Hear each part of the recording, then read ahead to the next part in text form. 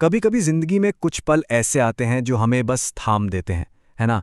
जैसे कोई ढलता हुआ सूरज, संगीत की कोई धुन, या बस किसी की आंखों में एक पल की वो झलक। और उस एक लम्हे में हम एक ऐसी खूबसूरती महसूस करते हैं जिसे शब्दों में कहना मुमकिन ही नहीं लगता। ऐसा लगता है जैसे वक्त ठहर गया हो और पूरे ब्रह्मांड का राज बस उस एक पल में सिमट आया हो। उस पल में लगता है कि हम किसी बहुत बड़ी सच्चाई के साथ जुड़ गए हैं, किसी ऐसे सोर्स से जो हमेशा से था और हमेशा रहेगा। लेकिन फिर वो पल चला जाता है, सूरज डूब जाता है, वो धुन खत्म हो जाती है और पीछे रह जाती है तो बस उसकी एक हल्की सी गूंज, एक मीठी सी याद। और यहीं से एक बहुत गहरा सवाल उठता है, आखिर ये खूबसूरती रहती कहाँ है? क्या ये बस इन चीज़ों में, इन नज़ारों में आती जाती रहती है, या फिर ये हमारे अंदर की ही कोई सच्चाई है जिसकी हमें बस कभी-कभी एक झलक मिल जाती है? वो पल बाहर की दुनिया की वजह से खूबसूरत था, या उस पल में हमारे अंदर कुछ ऐसा जागा था जिसने दुनिया को खूबसूरत बना दिया था? असल में देखें तो हम सब अपनी पूरी जिंदगी खूबसूरत चीज़ों के पीछे ही तो भाग रहे हैं। हमें लगता है कि अगर वो खूबसूरत घर, वो रिश्ता या वो कामयाबी मिल गई तो वो खुशी, वो सुंदरता हमेशा के लिए हमारी हो जाएगी। हम सुंदरता को इकट्ठा करने की कोशिश करते हैं, उसे अपनी मुट्ठी में बंद कर लेना चाहते हैं, लेकिन वो रेत की तरह हमेशा फिसल जाती है। लेकिन तंत्र जैसी भारत की प्राचीन परंपराएं एक बिल्कुल अलग रास्ता दिखाती हैं। वो कहती हैं कि देखो, रूप तो हमेशा बदलता रहेगा, आज जो सुंदर है कल वो वैसा नहीं रहेगा। तो इन बदलती हुई परछाइयों के पीछे भागने से बेहतर ये नहीं कि हम उस स्रोत को ही खोज लें जहां से ये सारी सुंदरता पैदा हो रही है, उस सूरज को ही जान लें जिसकी रोशनी में ये सब कुछ चमक रहा है। और इसी खोज में एक नाम हमारे सामने आता है, त्रिपुरा सुंदरी। उनके नाम का मतलब ही है तीनों लोकों की सुंदरता। वो कोई देवी नहीं है जो कहीं आसमान में बैठी हैं, बल्कि वो खुद सुंदरता का, चेतना का ही एक रूप हैं। पर सवाल ये है कि ये तीन लोक आखिर हैं क्या जिनकी वो सुंदरता है? तो चलिए त्रिपुरा के इस रहस्य को समझते हैं। ये नाम दो शब्दों से बना है, त्रि यानी तीन और पुर यानी शहर। पर मजे की बात यह है कि ये तीन शहर बाहर की दुनिया में नहीं बल्कि हमारे ही अंदर हैं। ये हमारी चेतना की ही तीन अवस्थाएं हैं। ये वो तीन दुनियाएं हैं जिनमें हम हर रोज जीते, जागते और सोते हैं। पहला शहर है हमारी जागने की अवस्था, जब हमारी चेतना हमारी आंखों और इंद्रियों में होती है और हम बाहरी दुनिया को महसूस करते हैं। दूसरा शहर है हमारे सपनों की दुनिया, जब चेतना गले में उतरकर मन की दुनिया में घूमती है, जहां सिर्फ कल्पनाएं और भावनाएं होती हैं। और तीसरा शहर है गहरी नींद की अवस्था, जब चेतना अपने घर यानी हृदय में लौट जाती है, जहां कोई विचार नहीं, कोई सपना नहीं, बस अपने होने का शुद्ध आनंद होता है।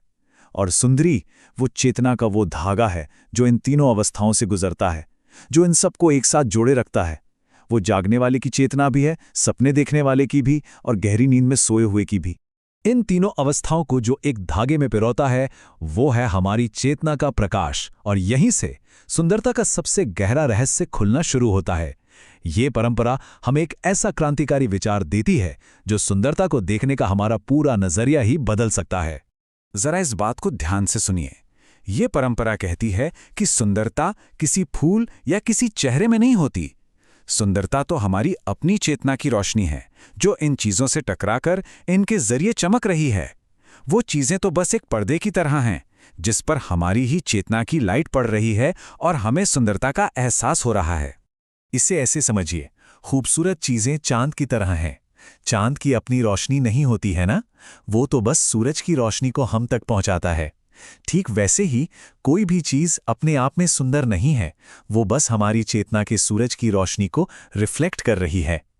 जब हमारा मन साफ और शांत होता है तो ये सूरज पूरी ताकत से चमकता है और हमें हर चीज में खूबसूरती दिखाई देती है। लेकिन जब हमारा मन विचारों, चिंताओं और उलझनों के बादलों से घिरा होता है तो ये उस रोशनी पर एक काली परत की तरह काम करता है। सुंदरता तो तब भी वहीं होती है, हर जगह, हर कण में, बस हम उसे देख नहीं पाते। तो असली काम और ज्यादा सुंदर चीजें खोजना नहीं है, असली काम है अपने मन की इस परत को साफ करना, ताकि हम उस सुंदरता को देख सकें जो पहले से ही हर जगह मौजूद है। और जब मन का ये पर्दा हटता है तो दुनिया एक अलग ही रूप में नजर आती है, एक खेल की तरह। और इसी गहरी समझ के साथ अब हम देवी के एक और सुंदर रूप से मिलते हैं, ललिता, जिसका मतलब है वो जो खेलती है। और उनका खेल क्या है? ये पूरा ब्रह्मांड, ये बनना और मिटना, ये सुख और दुख, ये जीवन और मृत्यु, ये सब उन्हीं का खेल है, उनकी लीला है। हमारा दुख तब शुरू होता है जब हम ये भूल जाते हैं कि हम भी इस खेल का ही एक हिस्सा हैं और हम खुशी को, सुंदरता को अपने लिए पकड़ के रखना चाहते हैं। हम खेल के किरदार हैं, पर हम खुद को खेल का मालिक समझने की गलती कर बैठते हैं। ये एक बहुत गहरी बात है। देखिए, हम सोचते हैं कि एक हमारी ये रोजमर्रा की दुनिया है जिसे संसार कहते हैं, और एक कोई आध्यात्मिक दुनिया है जिसे निर्वाण कहते हैं। पर ललिता की नज़र से देखें तो ऐसा कोई बंटवारा है ही नहीं। ये पूरी दुनिया अपने सुख दुख के साथ उसी एक चेतना, उसी ब्रह्म का खेल है। संसार और निर्वाण दो अलग अलग जगह नहीं हैं, बल्कि एक ही सच्चाई को देखने के दो अलग अलग नजरिए हैं। अंग्रेजी कवि विलियम ब्लेक की ये लाइनें ठीक इसी अनुभव को बयां करती हैं। जब मन एकदम शांत होता है और चेतना का प्रकाश बिना किसी रुकावट के चमकता है, तब एक मामूली से रेत के कण में भी पूरा ब्रह्मांड दिख सकता है और एक जंगली फूल में स्वर्ग नजर आ सकता है। तब समय और जगह की सारी सीमाएं टूट जाती हैं और हर पल में उस अनंत की मौजूदगी महसूस हो सकती है। तो चलिए अब इन सभी विचारों को एक साथ लाते हैं और अपने शुरुआती सवाल पर लौटते हैं कि आखिर सुंदरता सच में रहती कहाँ है। ये पूरी यात्रा हमें एक ही नतीजे पर लाती है। सुंदरता किसी देखी जाने वाली चीज की क्वालिटी नहीं है। सुंदरता तो देखने का तरीका है। यह खुद हमारी चेतना का, हमारी अवेयरनेस का स्वभाव है। सुंदरता वो नहीं जो आंखों के सामने है, सुंदरता वो है जो आंखों के पीछे से देख रही है। और ये एहसास हमारी पूरी खोज को बाहर से अंदर की ओर मोड़ देता है। अब सुंदरता के लिए बाहर भागने की जरूरत नहीं, क्योंकि उसका स्रोत तो हमेशा हमारे अपने अंदर, हमारे अपने सेल्फ में ही मौजूद है। और जब यह समझ आ जाता है तो खोज खत्म हो जाती है, क्योंकि खोजने वाला और जिसे खोजा जा रहा था वो एक ही है। तो फिर सुंदरी की पूजा करने का असली मतलब क्या हुआ? इसका मतलब कोई कर्म कांड करना नहीं, बल्कि अपने देखने के नजरिए को ही बदल देना है। इसका मतलब है हर चीज में उस दिव्य खूबसूरती के लिए जागरूक होना, हर अनुभव में एक गहरा आनंद खोजना, प्रकृति को अपनी ही चेतना की परछाई की तरह देखना, और इस सोच को मजबूत करना कि हम सब उस एक ही परम चेतना का हिस्सा हैं।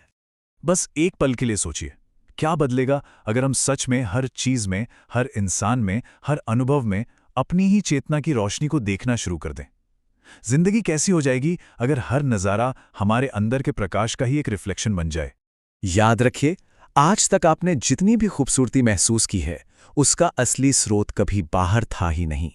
वो आपके अंदर ही रहता है, आपकी हर सांस में मौजूद है। वो आप खुद हैं।